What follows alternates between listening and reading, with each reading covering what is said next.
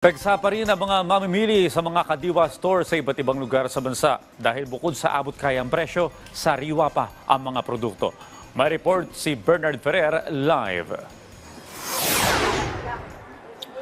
Audrey, sa ilang sandali na lang ay naabangan na ang pagbebenta ng 29 pesos na bigas dito sa Barangay Ugong, Valenzuela City.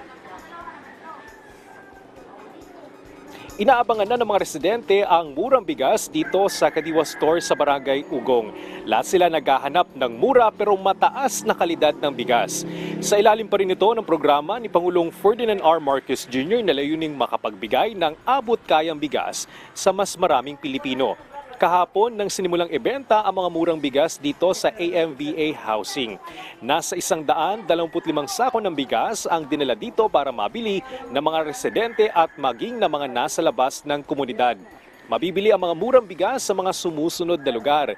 ADC Building ng DA Central Office sa Quezon City, Kadiwa Center sa loob ng Bureau of Plant Industry sa Malate, Manila, Kadiwa Store sa Liano Road, Barangay 167 sa Caloocan City, Kadiwa Store sa AMVA Housing, La Mesa Street, Barangay Ugong sa Valenzuela City, at Kadiwa Center sa Philpida Compound, Aria Street, Talondos sa Las Piñas City.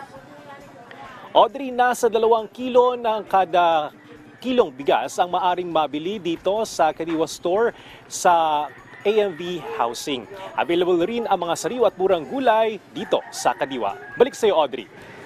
Maraming salamat, Bernard Ferrer.